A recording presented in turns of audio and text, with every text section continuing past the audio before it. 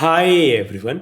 GST में कुछ दिन पहले एक बहुत इंपॉर्टेंट एडवाइजरी इशू की गई थी, जिसके कुछ पॉइंट्स आज की डेट में काफ़ी ज़्यादा डिस्कशन के पॉइंट बन चुके हैं। इसी एडवाइजरी में एक पॉइंट था जो बात करता है कि जनवरी 2026 के ऑनवर्ड्स के पीरियड की जो आप अपनी जीएसटीआर 3B फाइल करेंगे, उसके अंदर जो आपका इंटरेस्ट का कैलकुलेशन होगा, इंटरेस्ट का कैलकुलेशन कब, अगर आप अपनी जीएसटीआर 3B ड्यू डेट के बाद फाइल करते हैं, अपनी जीएसटीआर 3B लेट फाइल करते हैं, ऐसे केस के अंदर अगर आपका जो इंटरेस्ट का कैलकुलेशन होगा उसके अंदर जो जीएसटी पोर्टल है अब से कुछ चेंजेस कर रहा है और उसके रिगार्डिंग काफ़ी सारे डिस्कशंस भी यहाँ पे हो रहे हैं कि क्या जीएसटी पोर्टल सही कर रहा है, जो इंटरेस्ट वो कैलकुलेट कर रहा है वो सही कर रहा है, कहीं वो ज़्यादा तो नहीं कर रहा है इंटरेस्ट कैलकुलेट।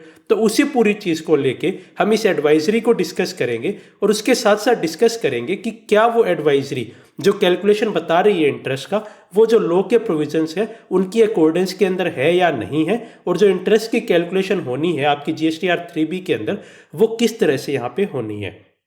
तो इसी पूरी चीज़ को समझने के लिए हम डायरेक्टली हमारी स्क्रीन के ऊपर चलते हैं।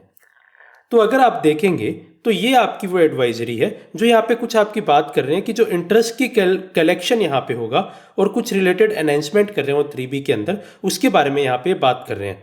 तो ये कुछ यहाँ पे फॉलोइंग चेंजेस यहाँ पे कर रहे हैं, उसमें से हम जो यहाँ पे आज डिस्कस करेंगे वो कर रहे हैं कि जो अपडेट यहाँ पे किए जा रहे हैं, जो इंटरेस्ट की कंप्यूटेशन है जीएसटीआर 3B के अंदर वो क्या है। तो ये यहाँ पे बताते हैं कि जो आपकी जनवरी 26 की टैक्स पीरियड है उसके ऑनवर्ड्स की जो आपकी रिटर्न है, मतलब आप जो जनवरी 26 की आप रिटर्न फाइल करेंगे, जो फेब के अंदर जाके आप फाइल करेंगे, तो वो अगर यहाँ पे जो उसकी इंटरेस्ट की कैलकुलेशन होती है टेबल 5.1 के अंदर जो आपकी होती है जीएसटीआर 3B की, वो यहाँ पे एनहेंस किया गया है। मतलब बेसिकली कुछ चेंजेस यहाँ पे किए गए हैं, जहाँ पे जो बेनिफिट यहाँ पे आपसे बात कर रहे हैं आपको प्रोवाइड करेंगे, जो मिनिमम कैश बैलेंस के जो प्रोविजन है उसका बेनिफिट यहाँ पे आपको प्रोवाइड करेंगे। तो जनरली मैं आपको एक बेसिक अंडरस्टैंडिंग दूं तो आपकी जो नेट टैक्स लायबिलिटी होती है, मतलब जो आपकी आउटपुट टैक्स लायबिलिटी है, आपके पास कुछ आईटीसी पड़ा होगा, उसे एडजस्ट करने के बाद जो आपकी लायबिलिटी बची उसे वो नेट टैक्स लायबिलिटी बोल रहे हैं। और उसके बाद अगर आपके पास नेट टैक्स लायबिलिटी में से भी कुछ बैलेंस आपके इलेक्ट्रॉनिक कैश लेजर के अंदर बचा हुआ है तो उसके ऊपर भी आपका यहाँ पे इंटरेस्ट नहीं लगेगा। तो वो बेनिफिट यहाँ पे ये देने की बात कर रहे हैं, जो मिनिमम कैश बैलेंस अगर आपका कुछ अवेलेबल है आपकी इलेक्ट्रॉनिक कैश लेजर के अंदर, तो उसका बेनिफिट यहाँ पे देने की बात कर रहे हैं। और जो टैक्स पेयर है वो अपनी जो due date of return filing से लेते हुए अंटिल जो डेट उन्होंने एक्चुअली सेट ऑफ किया, मतलब एक्चुअली उन्होंने जो अपनी जीएसटीआर 3B फाइल की, तो वहां पे रूल 88B के प्रोवाइजो की अकॉर्डेंस के अंदर यहाँ पे वो minimum balance in cash ledger का यहाँ पे आपको बेनिफिट देंगे। तो इस पूरी चीज़ को हम अभी समझेंगे कि ये पूरी क्या बात है, कैसे कैलकुलेशन यहाँ पे ये बता रहे हैं, कैसे रूल 88B का जो प्रोवाइजो है वो कैलकुलेशन बता रहा है, और क्या ये दोनों एक दूसरे से अकॉर्डेंस के अंदर है या नहीं है, तो वो पूरी चीज़ समझते हैं। तो यहाँ पे बताते हैं कि जो सेट चेंज है वो आपका एप्लीकेबल कब से होगा, जो आपने अगर जनवरी 26 की जो आपकी रिटर्न आप फाइल कर रहे हैं उसे डिले से फाइल करेंगे, तो आप जनवरी की रिटर्न फाइल करेंगे फरवरी के अंदर, फरवरी में अगर आपने रिटर्न डिले से फाइल की तो जो आप फरवरी 26 की रिटर्न फाइल करेंगे वहां पे आपका जो इंटरेस्ट है वो यहाँ पे दिखाई देता है। जनवरी की रिटर्न लेट फाइल करने का इंटरेस्ट आपको फरवरी की रिटर्न के अंदर आपको दिखाई देता है, तो वो आप फरवरी की जो रिटर्न है वहां पे जाके ऑटो पॉपुलेट हो जाएगा। और ये कैलकुलेशन कैसे करेंगे, जो आपका कैश बैलेंस है उसको ध्यान में रखते हुए अब से ये कैलकुलेशन यहाँ पे पोर्टल करने वाला है। तो अब ये बताते हैं कि वो कैलकुलेशन कैश बैलेंस को ध्यान में रखते हुए किस तरह से करेंगे। तो वो बताते हैं इस फॉर्मूले से हम यहाँ पे कैलकुलेशन करेंगे। तो इस पूरे फॉर्मूले के अंदर बेसिकली बात क्या आ रही है, यहाँ पे नेट टैक्स लायबिलिटी है, मतलब जो आपको आईटीसी का एडजस्टमेंट करने के बाद जितनी लायबिलिटी आपको कैश से पे करनी है उसमें से आपका यहाँ पे माइनस कर दिया जाएगा जो आपका बैलेंस इलेक्ट्रॉनिक कैश लेजर के अंदर अवेलेबल है। तो जो रिमेनिंग अमाउंट हुई, मान लीजिए आपको 100 रुपये आपको लायबिलिटी आपकी पे करनी थी कैश लेजर से, लेकिन आपके पास 50 रुपये आपकी इलेक्ट्रॉनिक कैश लेजर के अंदर बचे हुए थे, तो आपको जो सिर्फ बचे हुए 50 रुपये है उसी के ऊपर आपको अपनी पे करनी थी इंटरेस्ट की लायबिलिटी। तो यहाँ पे बताते हैं कि जो आपकी नेट टैक्स लायबिलिटी है उसमें से जो आपका इलेक्ट्रॉनिक कैश लेजर का बैलेंस है उसे माइनस कर दीजिए, और जितने डिले से आपका डिले हो रहा है वो आप यहाँ पे कैलकुलेट कर लीजिए, उसे 365 से डिवाइड करके इंटरेस्ट रेट है वो आप यहाँ पे अप्लाई कर दीजिए।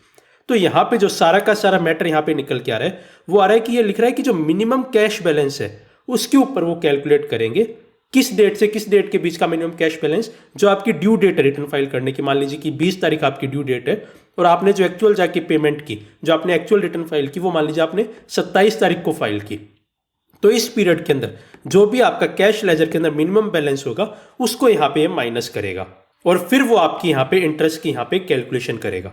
तो अब यहाँ पे सबसे बड़ी दिक्कत लोगों को क्या आ रही है कि ये अब ये बोलते हैं कि जो इन्होंने इंटरेस्ट यहाँ पे कैलकुलेट कर दिया पोर्टल ने, तो अब आप या तो वो इंटरेस्ट ले सकते हैं या उससे ज़्यादा इंटरेस्ट आप दिखा सकते हैं, उससे कम इंटरेस्ट नहीं दिखा सकते। मान लीजिए पोर्टल ने कैलकुलेट कर दिया कि आपका इंटरेस्ट बन रहा है 100 रुपये, तो आप 100 से ज़्यादा इंटरेस्ट दिखा सकते हैं, अब 100 से कम आप इंटरेस्ट दिखा के अपनी रिटर्न फाइल नहीं कर पाएंगे। तो क्या लिखता है, जो इंटरेस्ट ऑटो पॉपुलेट होगा on the basis of revise computation formula, इस फॉर्मूला के बेस पे जो आपका इंटरेस्ट कैलकुलेट होगा ऑटो पॉपुलेट होगा, वो यहाँ पे आपकी टेबल 5.1 के अंदर दिखेगा 3B की, और वो नॉन एडिटेबल होगा, और जो टैक्स पेयर से उन्हें अलाउ नहीं किया जाएगा उसे अमेंड करके उसको डाउनवर्ड अमेंड करना यहाँ पे अलाउ नहीं किया जाएगा। डाउनवर्ड नहीं कर सकते उस इंटरेस्ट को, अगर आपको लगता है बढ़ाना है तो आप बढ़ा सकते हो। और यहाँ पे बोलते हैं कि it may be noted that interest auto populated in 3B is only the minimum interest that is required to be paid. तो पोर्टल यहाँ पे बोलता है हमारे अकॉर्डेंस के अंदर वो इंटरेस्ट आपका मिनिमम इंटरेस्ट है जो आपका बन रहा है, हो सकता है आपका उससे ज़्यादा इंटरेस्ट बन रहा हो तो आप बढ़ा के दिखा दीजिए, इससे कम तो आपका बन ही नहीं रहा, ये आपका मिनिमम इंटरेस्ट है और वो तो आपको पे करना ही पड़ेगा। वो आपका यहाँ पे आप डाउनवर्ड अमेंडमेंट यहाँ पे कुछ भी नहीं कर सकते ऑटो पॉपुलेटेड वैल्यू का। However, taxpayers need to self assess their correct interest liability, और उसको वो अमेंड करके अपवर्ड यहाँ पे दिखा सकते हैं। तो वही बात है, आप कम करके नहीं दिखा सकते, आप ज़्यादा करके दिखा सकते हैं। इस फॉर्मूले से जो भी इन्होंने निकाला उसके बाद इसे आप कम नहीं कर सकते। तो अब सारा यहाँ पे इशू आ रहा है कि क्या ये मिनिमम कैश बैलेंस लेना सही है या नहीं है, क्या ये लॉ के अगेंस्ट जाके पोर्टल कुछ चीज़ कर रहा है, क्या इससे टैक्स पेयर्स का लॉस हो रहा है। तो इस पूरी चीज़ को हम एक एग्जाम्पल से समझते हैं। मान लीजिए कि ड्यू डेट थी वो थी 20 तारीख, 20 फेब ले लीजिए, और आपने जो रिटर्न फाइल की वो आपने की फाइल 27 तारीख को। आपका 20 तारीख को आपके कैश लेजर के अंदर बैलेंस बचा हुआ था, यहाँ पे मान लीजिए 100 रुपये था, और आपको 100 रुपये कैश से एक्चुअली पे करने थे।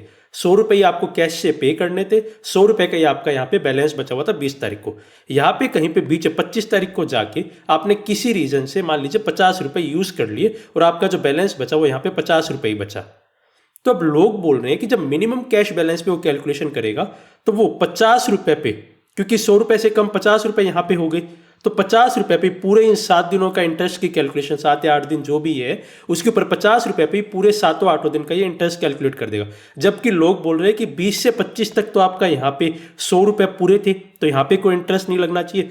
25 से 27 सिर्फ 2 दिन के लिए यहाँ पे आपकी इंटरेस्ट कम हुआ, बैलेंस आपका कैश लेजर का कम हुआ, तो 25 से 27 के लिए सिर्फ 50 रुपये मानते हुए आपकी यहाँ पे इंटरेस्ट की कैलकुलेशन होनी चाहिए।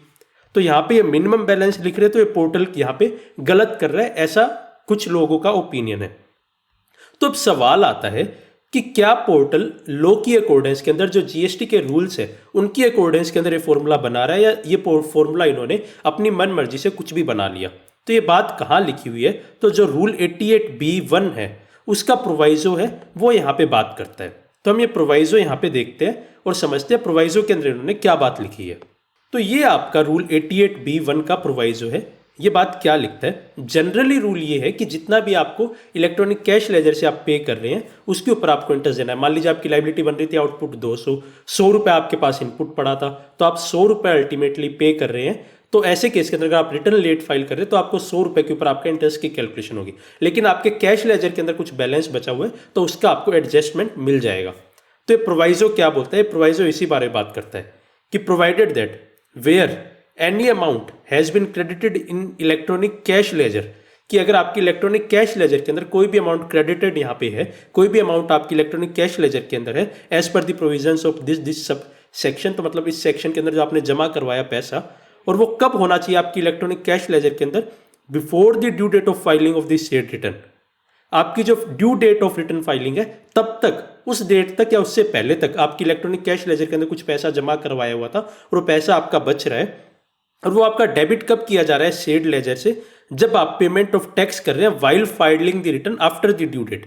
और उस अमाउंट को निकाला भी कब जा रहा है कि जब आपने रिटर्न फाइल की डिले से, आपने रिटर्न फाइल की उस वक्त उस पैसे को निकाला जा रहा है। उसको हम यहाँ पे कैलकुलेट नहीं करेंगे, उसे कंसीडर नहीं करेंगे इंटरेस्ट की कैलकुलेशन के लिए। If the said amount is lying in electronic cash ledger from the due date till the date of debit at the time of return filing. लेकिन ये तभी होगा अगर वो आपकी ड्यू डेट के ऊपर भी वो पैसा बचा हुआ है और वो आपकी ड्यू डेट से लेके आपकी रिटर्न फाइलिंग की डेट तक, इस पूरे पीरियड में अगर वो आपका पैसा बचा हुआ है, तभी उसे वो इंटरेस्ट की कैलकुलेशन के अंदर उतनी अमाउंट को वो काउंट नहीं करेंगे। अब मैं आपको कुछ एग्जाम्पल से इसे और क्लियर करने की आपको यहाँ पे कोशिश करता हूँ मैं। अब मान लीजिए ड्यू डेट थी 20, आपने रिटर्न फाइल की 27 को। 100 रुपये की आपकी ऐसी लाइबिलिटी थी जो आपको कैश से पे करनी थी। अब आपने ये 100 रुपये आपकी 20 को आपके पास अवेलेबल नहीं थे इलेक्ट्रॉनिक कैश लेजर के अंदर, आपने 21 को 100 रुपये जमा करवा दिए। तो अब क्या ये कहना जस्टिफाइबल होगा कि हमारे इंटरेस्ट 20 से 21 का सिर्फ एक दिन का आप 100 रुपये इंटरेस्ट लीजिए 100 रुपये के ऊपर, 21 से 27 के अंदर तो मेरे पास यहाँ पे अवेलेबल था पैसा, 100 रुपये पूरा अवेलेबल था, तो मेरे से इंटरेस्ट मत लीजिए। तो अगर मैं सिर्फ प्योरली इस रूल के बेसिस पे बात करूं तो ऐसा नहीं है। रूल की कंडीशन है कि आपके पास 20 को अवेलेबल होना चाहिए और वो 20 से लेके 27 तक अवेलेबल यहाँ पे पैसा रहना चाहिए। दूसरा केस डिस्कस करते हैं। 20 को पैसा यहाँ पे आपका था 100 रुपये आपके पास और 100 रुपये आपको कैश के अंदर पे करना था। 27 ने आपको जाके आपने डिले अपनी रिटर्न फाइल की, बीच में कहीं पे मान लीजिए आपने 25 तारीख को 50 रुपये यूज कर लिए, तो आपके पास अब 50 रुपये अपनी कैश लेजर के अंदर बचे। तो अब क्या आपका ये कहना सही है कि 20 से 25 के बीच में आपके पास 100 रुपये थे तो यहाँ पे मेरे से कोई इंटरेस्ट मत लीजिए, 25 से 27 सिर्फ इतने पीरियड के अंदर मेरा 50 रुपये का शॉर्टफॉल हो रहा है तो इसके अंदर मेरे से 50 रुपये के ऊपर इंटरेस्ट ले लीजिए। तो अगर मैं प्योरली रूल की बात करूँ, जो रूल के अंदर जो बात लिखी हुई है, तो उसके हिसाब से ये बात सही नहीं है। रूल के अकॉर्डिंग इस पूरे पीरियड के अंदर आपका यहाँ पे 50 रुपये के ऊपर इंटरेस्ट आपसे यहाँ पे चार्ज किया जाएगा। रूल आपका क्या बोलता है देखिए, जो पैसा है वो आपका ड्यू डेट ऑफ फाइलिंग के ऊपर होना चाहिए आपके पास, और वो आपका डेबिटेड कभी हुआ, कौन सा पैसा कंसीडर करेंगे, वो वही पैसा जो आपका डेबिट हुआ कब, जब आपने अपनी रिटर्न फाइल की उस वक्त अगर आपकी वो लेजर से डेबिट हुआ तभी वो उस पैसे को कंसीडर करेंगे। तो 100 में से 50 रुपये जो हमने यूज कर लिए, वो पैसा क्या आपने जब रिटर्न फाइल की तब डेबिट हुआ? नहीं, वो 50 रुपये तो आपका 25 तारीख को ही डेबिट हो गया। पहली चीज यहां से अपन को समझ आ गई। आगे और ये क्लियरली लिखते हैं, वो तभी आपको इंटरेस्ट की कैलकुलेशन में काउंट नहीं करेंगे if the said amount is lying in the said ledger from the due date, जो भी ड्यू डेट है 20 तारीख, till the date of debit at the time of return filing. अगर वो पैसा पूरे अपनी ड्यू डेट से लेके रिटर्न फाइलिंग की डेट तक अगर वो पैसे अवेलेबल है तभी उसे कंसिडर नहीं करेंगे इंटरेस्ट की कैलकुलेशन में। तो क्या ये 50 रुपये जो हमने यूटिलाइज कर लिया 25 तारीख को, क्या वो रिटर्न फाइलिंग की डेट तक अवेलेबल था? नहीं था। तो क्या इस 50 रुपये को वो कभी भी कंसिडर करेंगे इंटरेस्ट की कैलकुलेशन के अंदर? तो इसके ऊपर वो इंटरेस्ट यहाँ पे आपसे लेंगे। तो बेसिकली अगर आपने बीच में जाके भी 50 रुपये यूज कर लिए तो आपका जो इंटरेस्ट है वो 50 रुपये पे 20 तारीख से लेके 27 तारीख तक पूरे पीरियड के लिए लग जाएगा। ऐसा नहीं है कि 20 से 25 पे मेरे से 50 रुपये पे इंटरेस्ट मत लो, 25 से 27 के ऊपर मेरे से इंटरेस्ट आप ले लो 50 रुपये पे। तो ऐसा कहना रूल की अकॉर्डेंस के अंदर सही नहीं होगा। तो बेसिकली ये जो फॉर्मूला यहाँ पे पोर्टल ने दिया है वो रूल की अकॉर्डेंस के अंदर सही समझ आता है। ऐसा नहीं लगता कि वो रूल की अकॉर्डेंस के अंदर नहीं है। जो रिजल्ट इस फॉर्मूले से आ रहा है वही रिजल्ट आपके रूल के अकॉर्डिंग अगर आप इंटरेस्ट की कैलकुलेशन करते हैं तो वो यहाँ पे आता है।